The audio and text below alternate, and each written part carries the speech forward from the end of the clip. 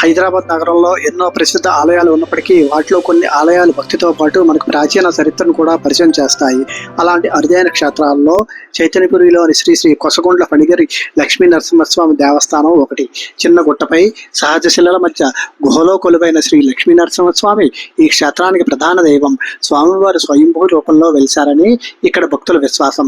ఆలయ ప్రాంగణంలో శ్రీ వినాయక స్వామి, శ్రీ ఆంజనేయ స్వామి, శ్రీ సుబ్రహ్మణ్య స్వామి సన్నిధులు కూడా భక్తులకు దర్శనమిస్తాయి.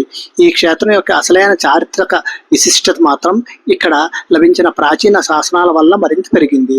సుమారు 1600 సంవత్సరాల క్రితం విష్ణుకుండిల కాలంకి సంబంధించిన కేంద్రంగా ఉన్నట్లు శాసన ఆధారాలు సూచిస్తున్నాయి.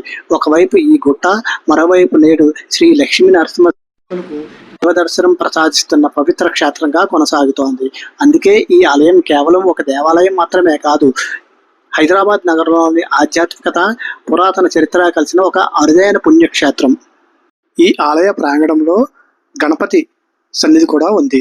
విఘ్నాలను తొలగించే దేవుడిగా గణపతిని ప్రతి శుభకార్యానికి ముందు పూజించడం భారతీయ సాంప్రదాయంలో ముఖ్యమైనది.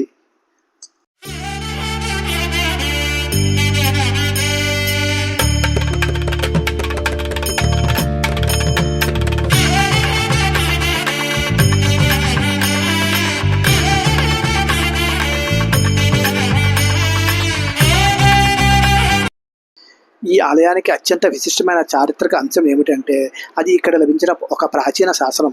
1980 ప్రాంతంలో ఆలయ గుహ నుండి బయటకు వస్తున్న సమయంలో ఈ ఆలయానికి సంబంధించిన పండితుడు, సంస్కృత ప్రొఫెసర్ కొమండూరు శేషాచార్యుల వారికి ఒక బండరాయిపై అపరిచిత లిపిలో ఉన్న శాసనాన్ని గుర్తించినట్లు 2025లో ప్రచురితమైన నివేదిక పేర్కొంది. ఆ శాసనాన్ని పురావస్తు నిపుణుల సహాయంతో పరిశీలించగా ఈ శాసనం విష్ణుకుండినులకి వంశానికి చెందిన రాజు గోవిందవరమ పాలనా కాలానికి సుమారు క్రీస్తు శకం 398 నుంచి 440 సంవత్సరాల మధ్య కాలానికి చెందినదిగా గుర్తించబడింది.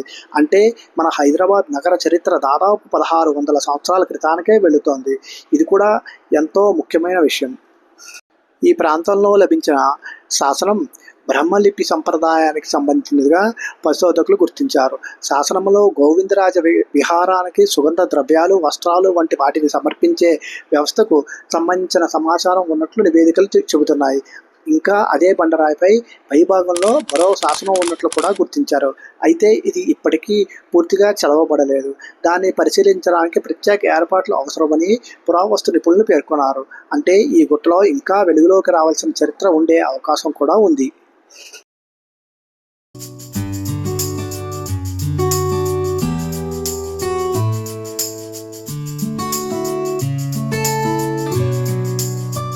ఈ ఆలయంలోని అత్యంత ఆకర్షణీయమైన అంశాల్లో ఒకటి సహజ శిలల మధ్య గుహలో కొలువై ఉన్న శ్రీ లక్ష్మీ నరసింహస్వామి సన్నిధి.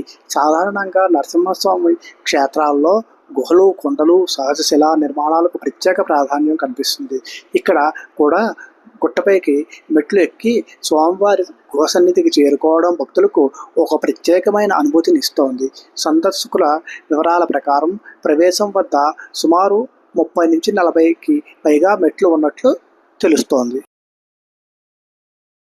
ఇప్పుడు మీరు చూస్తున్నది శ్రీ లక్ష్మీ నరసింహస్వామి వారి చిత్రపటం. ఇది ఇక్కడ భక్తులు కూడా పూజలు చేసుకుంటూ ఉంటారు. ఇది స్వామివారి గర్భాలయానికి వెలుపలి భాగం. లోపల స్వామివారి కొలువై ఉంటారు. ఒక కొండ చర్య మీకు కనపడుతూ ఉంటుంది. దాని మీద ధర్మరక్షిత కూడా కనపడుతుంది. ఇప్పుడు మీరు చూస్తున్నది శ్రీ వెంకటేశ్వర స్వామి వారు స్వయంభూగా వెలిసిన అస్పష్టమైన శిల. ఆ శిలకి స్వామివారి విగ్రహం ప్రతిష్ఠించారు. ఇది మీరు చూడొచ్చు. 2 కొండల మధ్యలో ఇక్కడ స్వామివారి కొలువై అంటారు. పక్కనే లక్ష్మీదేవి కూడా మూర్తిని అక్కడ ప్రతిష్ఠించడం జరిగింది. చాలా అద్భుతంగా ఉందండి ఈ దృశ్యం. మీరు చూడొచ్చు. ఈ 2 కొండలకి మధ్య చాలా తక్కువ స్పేస్ ఉంటుందండి.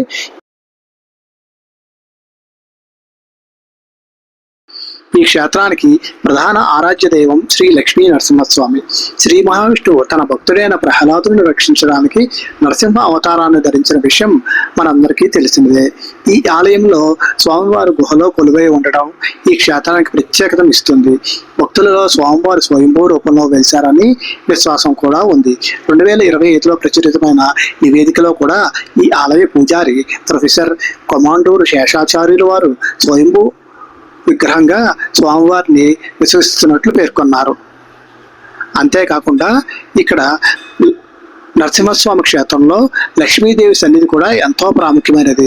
శ్రీ మహావిష్ణువు వక్షస్థలంలో కొలువై ఉండే శ్రీ మహాలక్ష్మీదేవి సంపద, శాంతి, సౌభాగ్యం, ఐశ్వర్యానికి ప్రతీకగా పూజింపబడుతుంది. అందుకే లక్ష్మీ సమేత నరసింహస్వామి దర్శనం భక్తులకు ఎంతో పవిత్రమైనదిగా భావిస్తారు.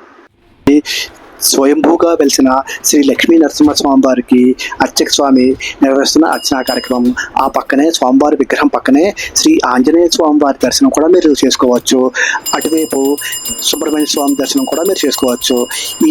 ఈ అర్చనా కార్యక్రమాన్ని తిలకించిన నాకు నా అనుభూతి వర్ణాతీతం అండి. ఉగ్రం వీరం మహావిష్ణుం జ్వలంతం సర్వతోముఖం నృసింహం భీషణం భద్రం మృత్యుర్నమామ్యహం. స్వామివారి దర్శనం చేసుకున్నాక అటుపక్కనే శ్రీ ఆండాల్ అమ్మవారి దర్శనం కూడా మీరు చేసుకోవచ్చు. అటుపక్కనే శ్రీ లక్ష్మీ నరసింహస్వామి వారు ఉభయ దేవతలతో ఉత్సవమూర్తులుగా కూడా కొలువై ఉంటారు. ఈ దర్శనం చేసుకున్నాక యాదాద్రిలో శ్రీ లక్ష్మీ నరసింహస్వామి వారి దర్శనం ఎలా అయితే ఉంటుందో అలాంటి అనుభూతి కూడా మీకు ఈ కొండ గుహల మధ్య కలుగుతుంది.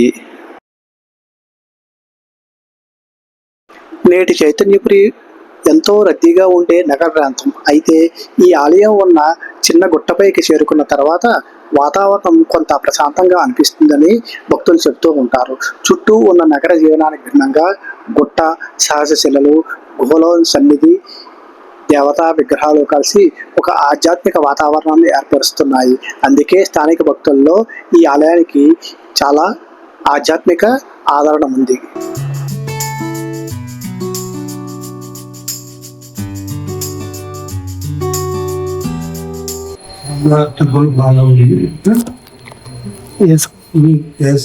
నుంచి అంటే హన్మకొండకి వెళ్ళి ఈశ్వరరావు వచ్చి అక్కడి నుంచి ఇక్కడికి వచ్చాయి. ఒక కొండ బాగుంది. ఇదే ఫస్ట్ మీ పేరు? నర్సయ్య గారు.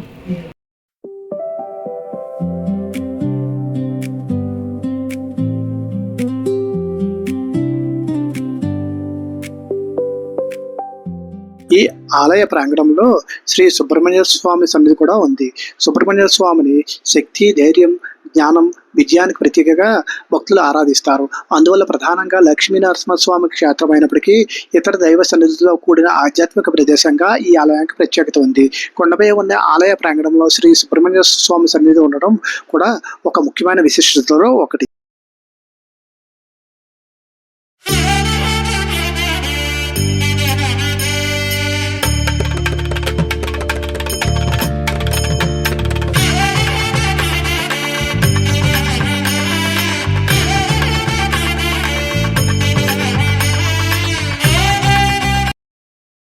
దక్షిణాలు చైతన్యపురి పణిగిరి లక్ష్మీనరసింహస్వామి గుడి V6 షాన్. అది 1920లో సుబ్రహ్మణ్య స్వామి శంకుస్థాపన అయింది. 21 ప్రతిష్ట అయింది. ఎవరైనా దాతలు ఉంటే గిరి ప్రదక్షిణానికి చందా గుడి ఇవ్వచ్చు. ఈ ఆలయ ప్రాంగణంలో శ్రీ ఆంజనేయ స్వామి వారి సన్నిధి కూడా ఉంది. ఈ ఆలయంలో నరసింహస్వామి, ఆంజనేయ స్వామి ఇద్దరు స్వయంభూ రూపాలుగా ఉన్నారని స్థానిక భక్తుల విశ్వాసం కూడా ఉంది. ఇది అధికారిక పురావస్తు నిర్ధారణగా కాకుండా స్థానిక విశ్వాసంగా చూడాలి. అదేవిధంగా ఈ దేవాలయం నుంచి కిందకి దిగి ఎడమవైపు తిరిగితే కొంచెం దూరంలో అద్భుతమైన దృశ్యాన్ని కూడా గమనించవచ్చు.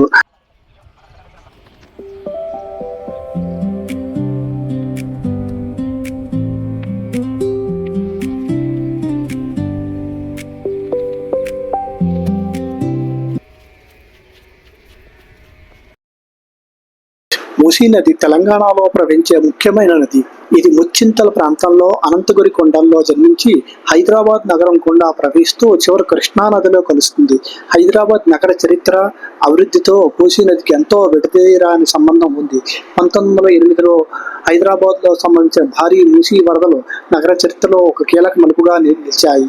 ఆ వరదల అనంతరం హైదరాబాద్ నగరానికి వరదల నుంచి రక్షణ కల్పించేందుకు ఉస్మాన్ సాగర్, హిమయత్ సాగర్ వంటి జలాశయాల నిర్మాణం చేపట్టారు.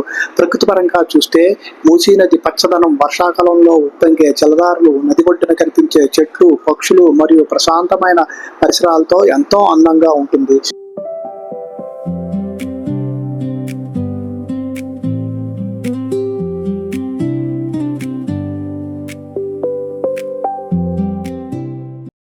అదే మూసీ నదికి అతి చేరువలో ఉన్న అత్యంత బ్రహ్మాండమైన మహాశివలింగాన్ని కూడా మీరు దర్శించుకోవచ్చు. ఈ శివలింగం ఎప్పటిదో కూడా ఎవరికి అంతు చిక్కడం లేదు. ఈ శివలింగం పక్కనే ఉన్న బండరాయిపై అమ్మవారి విగ్రహం కూడా కనబడుతుంది. అలాగే కొంచెం ముందరకు వస్తే అక్కడ నందీశ్వరులు కూడా దర్శించుకోవచ్చు. మూసీ నది తీరంలో పణిగిరి శ్రీ లక్ష్మీ నరసింహస్వామి కొండ దిగువన ప్రకృతి ఒడిలో కొలువై ఉన్న ఈ పవిత్ర శివలింగాన్ని దర్శించుకోవడం నిజంగా ఒక ఆధ్యాత్మిక దైవానుభూతి. చుట్టూ ప్రవహించే నదీ జలం, ఆకాశాన్ని తాకే పణిగిరి కొండలు, ప్రశాంతమైన ప్రకృతి వాతావరణం, వీటి మధ్య పరమశివుని దర్శనం మనసుకు అపారమైన ప్రశాంతత అందిస్తుంది. శివలింగాన్ని దర్శించుకుని ఓం నమః శివాయ అని జపించడం ద్వారా మనసులోని ఆందోళన తొలగి ఆధ్యాత్మిక చింతన పెరుగుతుందని ఇక్కడ భక్తుల విశ్వాసం.